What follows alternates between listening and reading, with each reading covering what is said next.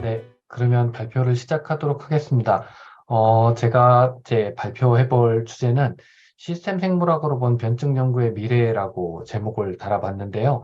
사실은 이게 제가 한 3년, 그러니까 오늘 같이 연자로 발표하시는 김창학 교수님과는 굉장히 오랫동안 교류했던 내용이기도 하고, 본격적으로 제가 이제 이쪽을 하기 시작한 지는 그렇게 오래되지 않았습니다. 한 3, 4년 정도 이제 연구를 하다가 이제 작년에 이 발표 이제 첫 번째에 해당하는 이제 기허를 어떻게 해석할 것인지에 관한 논문을 발표를 했었고, 지금 이 나머지 내용들은 제가 논문 발표를 준비하고 있는 내용입니다.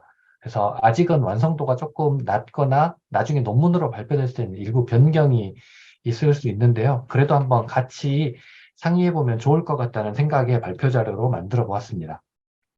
참고로 이 발표의 일부는 제가 작년 연말에 한의학회에서도 발표를 했던 내용이라서 일부 중복이 있을 수 있음을 양해 부탁드립니다. 먼저 우리 예전 TV 프로인데요. 빛나라 지식의 별 뭐 해가지고 뭐 있었죠? 그 마스코트가 지우개였던 것 같은데. 아무튼 변증은 네모다라고 하면은 여러분은 어떻게 생각을 하시나요? 이제 가장 잘 알려진 게 이제 대한한의학회 표준한의학 용어집에는 증상과 징후에 근거해서 증명을 변별, 확정하는 한의 진단 과정이다. 이렇게 되어 있습니다.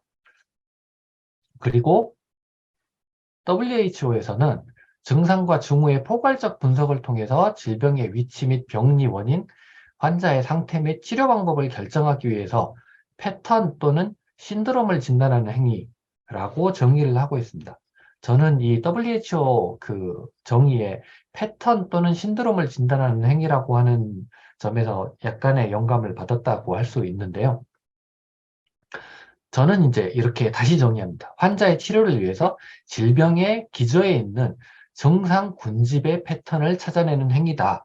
라고 저는 변증을 정의하고 오늘 이야기를 시작을 해보도록 하겠습니다. 그러면 우리가 변증이라고 하는 단어를 지우고 얘를 정상 군집이라고 하는 단어로 바꾸면 어떻게 될까요? 사실 우리가 변증이라고 하면 뭐 간열증, 뭐 기혈증, 아니면은 음어, 간화상념이라고 했을 때 우리가 그 변증을 정의하는 방법은 이런 증상, 이런 증상, 이런 증상, 이런 증상을 동반해서 환자가 나타낼 때 우리는 이런 변증이다라고 이야기를 하고 있습니다. 그래서 뭐 너무나도 잘 알고 있는 얘기죠. 변증이 같은 경우에는 질환이 달라도 같은 처방을 사용하고 또 그 얘기를 다시 바꿔서 얘기하면 변증, 증상 군집이 같다면 우리가 같은 처방을 사용한다는 얘기죠. 그래서 질환이 A, B, C가 비록 다르다고 하더라도 증상 3, 4, 5를 동반하고 있다면 변증 다로 본다거나 혹은 1, 2, 3을 같이 하고 있다면 변증 가로 보는 이런 형태로 한의사들은 처방을 하고 있습니다. 그래서 이제 증상을 어떤 변증이라는 단어로 바꿔도 큰 무리가 없지 않겠는가라고 하는 지점에서 이제 제가 이 개념을 시작하게 됐는데요. 그래서 같은 환자가 다르고 또 질환이 같다고 하더라도 증상이 다르면 우리는 다른 처방을 쓰고 있죠. 여기까지는 이제 우리가 모두 다 알고 있는 내용입니다. 그렇다면 이제 현대의학의 내재형이라고 하는 개념이 있습니다. 내재형이라는 거는 이제 엔도타입이라고 하는데요. 같은 질환이라고 하더라도 안에 생물학적 메커니즘이 다르면 그거는 내재형의 서브타입으로 보자라고 하는 겁니다. 그리고 그 내재형의 서브타입에 맞춰서 개인 맞춤 치료를 하는 것이 어떤 최근에 이제 피노타입에서 엔도타입으로 진화하는 이런 치료 어떤 트렌드라고 하겠습니다. 사실 최근이라고 하기에도 좀 모호한데요. 아무튼 예전 같은 경우는 이제 하나의 클리니컬 피노타입을 중심으로 쭉 했다면 이제는 디지즈 엔도타입으로 이렇게 기술이 발전하고 있다고 볼 수 있겠습니다.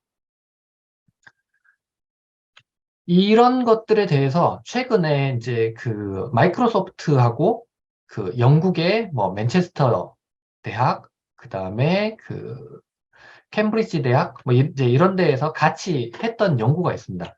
이건 이제 버스 코호트인데요.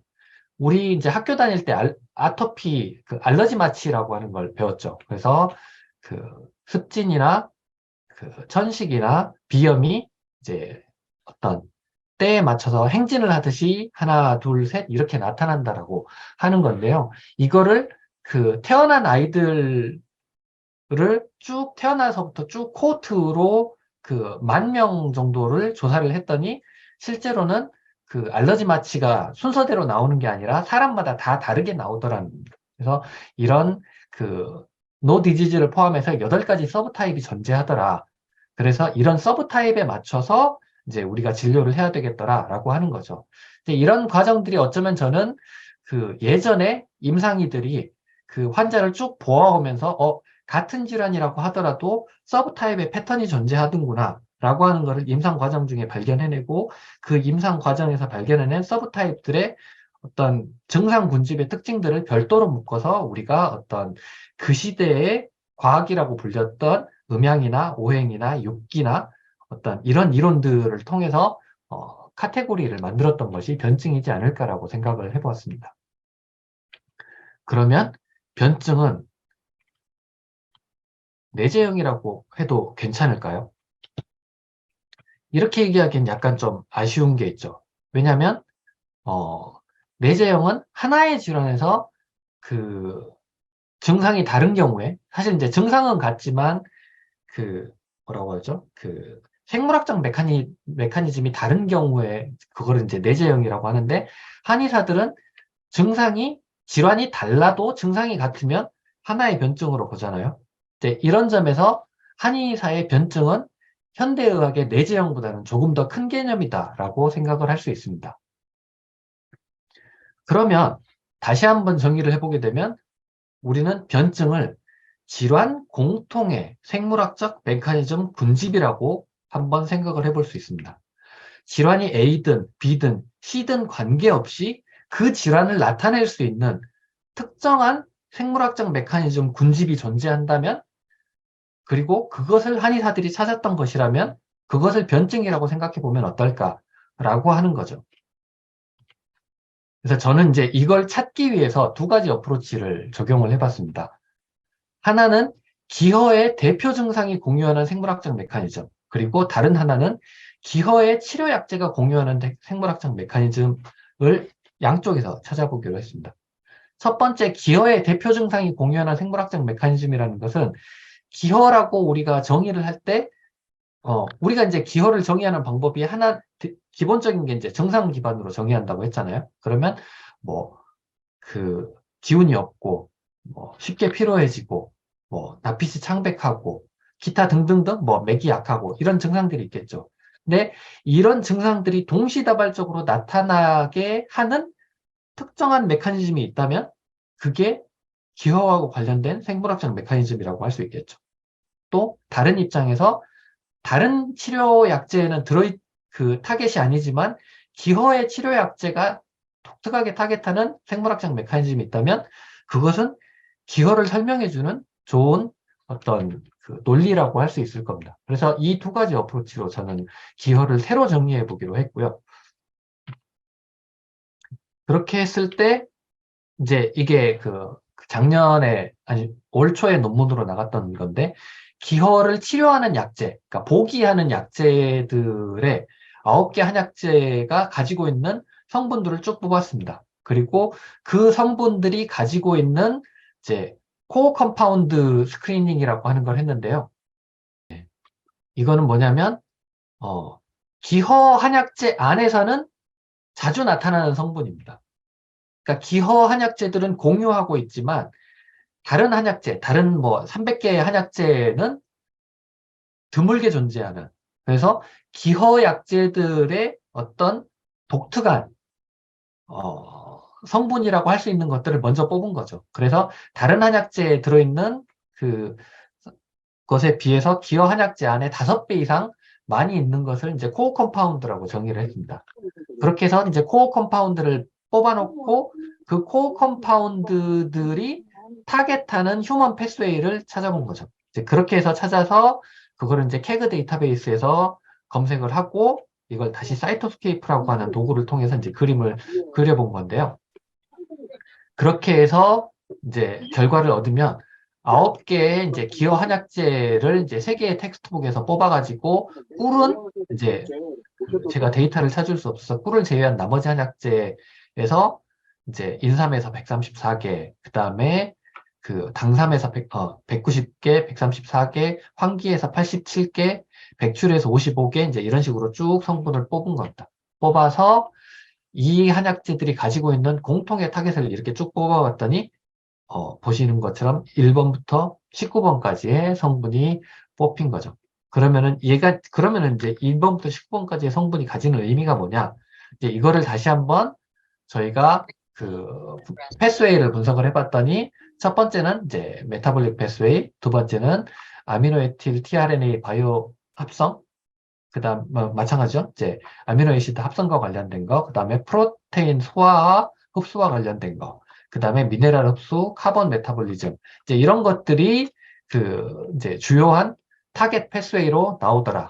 그렇다면은 우리가 이를 이제 다시 한번 카테고리를 시켜보면은 결국에는 그 메타볼리즘과 관련된 것이 가장 중요한 그 기허 한약재의 타겟이 되더라라는 거죠. 그리고 이제 오간 시스템에서는 센서리, 너버스, 다이제스티브 시스템, 그 다음에 그 이제 시그널 프로세싱과 관련된 일부 시스템, 이제 이런 것들이 타겟 패스웨이로 뽑히더라. 그러면은 우리가 이제 기허라고 하는 것이 다른 게 아니라 그 메타볼리즘에 문제가 생겼을 때 그거를 기혈을 치료해주는 한약재들이 다들 메타볼리즘과 관련된 한약재라고 하면 우리가 그 기혈라고 하는 것을 다시 정의할 때 이것은 메타볼리즘에 그 에너지 메타볼리즘에 문제가 생긴 것을 기혈라고 옛날 사람들은 하지 않았겠는가?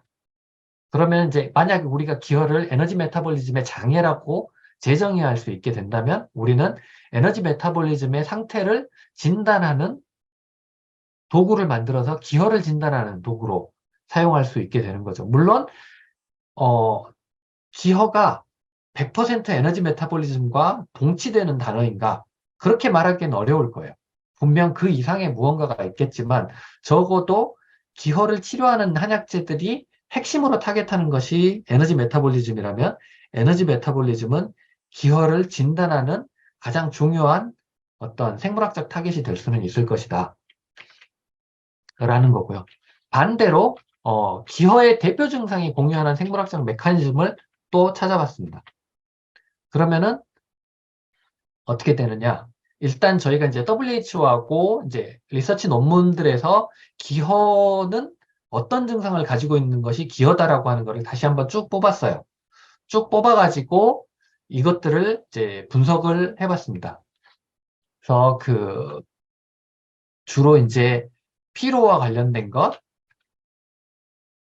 그 다음에 이제 땀을 계속해서 흘리는 것, 그리고 그 이제 어지러움, 디지니스, 블러드 비전, 그 다음에 뭐 위크 머슬, 위크 슬로우 펄스 이제 이런 것들이 쭉 뽑혔는데요. 그래서 이런 것들이 얼마나 공통적으로 나오는지를 뽑아가지고 이 중에 이제 가장 대표적인 증상을 뽑았고요. 그다음 이렇게 뽑힌 대표적인 증상을 CUI 코드라고 하는 게 있습니다. 이 CUI 코드는 그 이제 UMLS에 있는 그 컨셉 유닉 아이덴티파이어라고 하는 건데요. 이 중에서 심텀 데이터베이스가 있습니다. 각각의 심텀들에도 일일이 코드가 붙어 있어요. 그럼 이제 이 코드를 찾을 수 있거든요. 그러면 익조스턴과 관련돼 가지고 CUI 코드가 이제 여러 개가 나옵니다. 퍼티그와 관련해서도 이제 이런 식으로 쭉 코드가 나와요. 그러면 이 퍼티그의 하부 코드 중에도 이제 크로닉 퍼티그 신드롬이 있고 단순 퍼티그가 있고 보이스 퍼티그가 있고 엑서사이즈 인듀스드 머슬 퍼티그가 있고 이제 이런 식으로 쭉 뽑힙니다. 그러면 이런 퍼티그들 중에서 그냥 유전적인 질환이라거나 혹은 단순한 어떤 그런 게 아니고 어느 정도 이제 기허하고 관련이 있겠다 싶은 그런 퍼티그들에 해당하는 코드들을 쭉 뽑고 나면은 저희가 다시 한번 이 CUI 코드에 해당하는 진을 찾을 수 있습니다. 이런 식으로 코드 네임을 이렇게 쭉 넣고 디스지넷이라고 하는 데이터베이스, 이제 다른 데이터베이스 쓰셔도 상관없어요. 이제 제가 썼던 건 디스지넷이라고 하는 데이터베이스고요. 여기에다가 이제 그 코드를 넣고 이제 돌리게 되면은 이런 식으로 이 버티그와 관련된 진은 요런 진이 있다. 또 이런 진이 있다. 이런 진이 있다. 이제 이렇게 쭉 뽑힙니다. 이렇게 뽑힌 진들을 다시 한번 이제 데이비드라고 하는 이제 그 다른 데이터베이스가 있어요. 이제 여기에는 유전자 리스트를 넣으면 그것과 관련된 그 패스웨이를 뽑을 수 있습니다. 여기에 있는 이제 캐그나 리액텀이나 이런 데를 따로따로 가서 뽑아도 되긴 하는데 데이비드를 사용해서 갔을 때 조금 더 편리하기 때문에 이제 저는 이제 데이비드를 썼었고요. 이제 데이비드에서 이제 리액텀 패스웨이에다가 이 유전자를 넣고 다시 한번 분석을 하게 되면 이제 이런 식으로 데이터베이스가 나옵니다. 그래서 그 첫 번째는 먼저 이런 식으로 쭉 데이터베이스가 그 관련된 패스웨이가 쭉 뽑히게 되고요. 이것들을 이미지로 보게 되면은 이제 이뮨과 관련된 거, 시그널 패스웨이, 그다음에 메타볼리즘, 디지즈와 관련된 거, 머슬 컨트랙션과 관련된 거, 이제 이런 것들이 이제 패스웨이로 쭉 뽑힙니다. 그래서 조금 더 디테일하게 들여다보면 이제 레시튜드, 그다음 렉 오브 스트렝스, 쇼트니스 오브 브레스, 디지니스, 위크 펄스, 이제 그 페일 컴플렉션, 그다음에 스폰테니어스 스웨팅, 이제 이런 각각의 심텀과 관련해 가지고 이런 그 엔도소멀 베스큘라 패스웨이라든지 뭐 이런 패스웨이들이 이렇게 쭉 뽑히게 되고요. 얘는 심텀, 그와 관련된 진, 그리고 그와 관련된 패스웨이입니다. 얘네들을 이제 하나하나 들여다보면은 뭐 스폰테니어스 스웨팅은 이런 진들하고 관련이 있고 얘네들은 이런 패스웨이하고 관련이 있다라고 이제 찾아볼 수 있게 되고요. 그러면은 얘네들을 다시 한번 쭉 그 카테고라이징을 해보게 되면 이렇게 됩니다. 그 레스피토리 일렉트론 트랜스포트 패스웨이하고 관련된 증상이 망가지게 되면은 이제 레시튜드, 리스트니스, 렉 오브 스트렝스, 페일 컴플렉션 이제 이런 증상들이 나오게 되고 이 컴플렉스 원 바이오지네시스라고 하는 패스웨이가 망가지게 되면 이런 증상들이 나오고 이렇게 쭉 나오게 되는 거죠. 그러면은 이 패스웨이가 망가졌다면 기허의 증상 중에도 요런 증상은 나오고 이런 증상들은 상대적으로 이제 관련이 없게 되는 거고요. 그러면 내가 환자를 봤을 때 똑같은 기허지만은 어떤 증상은 있고 어떤 증상은 없다면 거기에 해당하는 테이블을 찾아서 이제 볼 수 있는 거죠. 그래서 예를 들면 콜라겐 디그라데이션 하면은 하나, 둘, 셋, 넷, 다섯, 여섯, 일곱 개 패스웨이는 관련이 있고 나머지 패스웨이들은 증상들은 이제 상대적으로 관련성이 낮더라라고 해석할 수 있는 겁니다. 물론 지금 그 생물정보학 데이터베이스가 완벽한 게 아니에요. 계속해서 만들어지고 있는 거기 때문에 이게 완벽하게 우리 기허의 어떤 심텀과 관련된 것들을 다 해석할 수 있다. 그런 것은 아니지만 이런 식으로 찾아가다 보면은 우리가 어떤 한이하게 어떤 개념들을 막연하게 이렇게 기허다라고 하는 것보다는 어떤 생물학적 패스웨이가 망가졌을 때 이런 증상들이 동시에 나올 수 있을 것이다 라고 생각을 해볼 수 있을 겁니다. 그래서 아까 그 뭐죠? 이 첫 번째 패스웨이가 망가지게 되면 이제 잘 알고 계시는 이 뭐죠? 미토콘드리아에서 이제 에너지 대사를 생성하는 패스웨이가 망가진 거고요. 그 다음에 그러면 이제 이쪽이 되겠죠? 이게 이제 그 메타볼리즘과 관련된 패스웨이인데 이쪽입니다. 요쪽과 관련된 패스웨이가 망가졌다고 보시면 되고 만약에 11번 패스웨이 TP53 레귤레이트 메타볼릭 진이라고 하는 게 망가지게 되면은 이 증상 중에 11개가 동시에 나타납니다. 이 패스웨이는 뭐냐면 암에 관해서 가장 많이 알려져 있긴 하지만 최근 연구 결과에 따르면은 탄수화물, 뉴클레오티드 및 아미노산 대사, 단백질 합성 이런 것과 같은 유전자의 전사를 조절하는 거죠. 그러니까 이 유전자가 망가지게 되면 관련된 모든 증상들이 동시에 이제 나타나게 되는 겁니다. 그러면 이제 얘는 요쪽과 관련된 패스웨이가 망가진 거죠. 똑같은 에너지 대사와 관련된 문제가 생겨서 증상이 나타났다고 하더라도 그 중에서 이런 메커니즘이 망가져서 나타나는 증상과 이런 메커니즘이 나타나는 증상이 우리는 다 같이 기어라고 불렀지만 이제 약간의 차이가 있을 수 있다. 라고 생각을 해볼 수 있습니다. 이게 정답은 아니기 때문에요. 저도 찾아가는 과정이거든요. 그래서 기어의 대표 증상이 공유하는 생물학적 메커니즘을 뭐 이제 그 TCA 사이클이나 글라이코겐이나 시그널 릴레이티드 패스웨이나 머슬 컨트랙션이나 플레이트넷 플레이틀렛 디그래듈레이션 뭐 이제 이런 것들과 관련된 패스웨이라고 생각해 볼 수 있고 기어의 치료약제가 공유하는 타겟 메커니즘들이 이제 이런 것들이 있다면 이 두 개가 타겟팅하는 무언가가 예전에 이제 그 우리 선조들이 얘기했던 기허라고 하는 증상 밑에 숨어 있던 것이지 않을까라고 볼 수 있는 거죠. 그럼 이제 이런 걸 우리만 하고 있느냐? 그렇지는 않습니다. 그래서 이거는 뭐냐면 네트워크 베이스 글로벌 인퍼런스 오브 휴먼 디지즈 진이라고 하는 이제 논문인데요. 얘는 뭐냐면 피노타입의 네트워크, 아까 얘기했던 변증이랑 굉장히 유사합니다. 그 표현형들의 네트워크들이 진 피노타입 네트워크를 찾아보니까 그 밑에 이제 프로테인 네트워크하고 연결이 되더라는 거죠. 그리고 코렐레이션이 높은 걸 찾아보니까 흥미롭게도 이런 그림이 뽑힌다는 겁니다. 이건 무슨 얘기냐면 머슬 컨트랙션과 관련된 거는 카디오바스큘라 디지즈에는 머슬 컨트랙션과 관련된 진이 동시다발적으로 망가지는 경향이 있더라는 거죠. 그리고 이제 그 눈과 관련된 거는 센서리 퍼셉션과 관련된 진들이 동시에 망가졌을 때 암과 관련된 질환이 나타나고 이명 관련된 질환들은 블러드 코아귤레이션과 관련된 진들이 동시에 망가졌을 때 이런 증상들이 나타나더라는 거죠.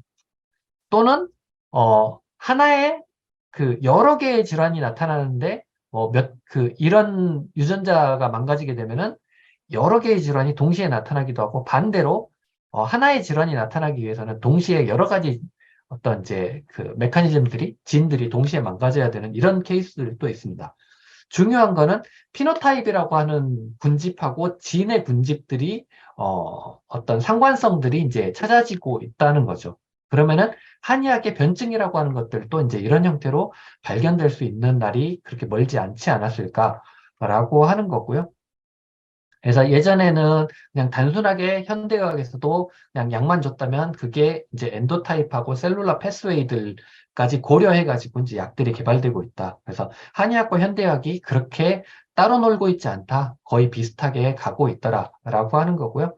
만약에 이런 컨셉을 가지고 우리가 처방을 한다라고 하면 이제 어떤 것들까지 해볼 수 있냐면요. 예를 들면 이제 치매에 뭐 이런 이제 8개의 처방이 권고가 되고 7개의 처방이 권고가 되고 있는데 예를 들면 육미지황탕하고 반백탕하고 황련해독탕을 뽑아가지고 만약에 비교를 해보면요. 치매와 관련된 유전자 셋이 있겠죠. 그리고 이 한약재 처방 육미지황탕, 반백탕, 황련해독탕과 관련된 처방들이 있을 겁니다. 그럼 이 처방에 한약재가 있을 거고 그 한약재가 가지고 있는 성분이 있겠죠. 그럼 그 성분이 타겟하는 유전자들을 다시 쭉 뽑게 되면은 어떻게 뽑을 수 있게 되냐면 육미지황탕하고 관련된 거는 그 부종이나 신장염이나 물리적 통증의 동반 증상을 가진 환자라면 육미지황탕이 더 고유한 타겟을 갖고 있는 거고요. 다른 두 개의 처방에 비해서. 혹은 그 우울증이나 양극성 장애, 간질 등의 정신과적 동반 증상을 가지고 있다면 바나백출 천마탕, 고지혈증을 동반했다면 알츠하이머 환자의 황련해독탕이 조금 더 잘 맞을 수 있더라.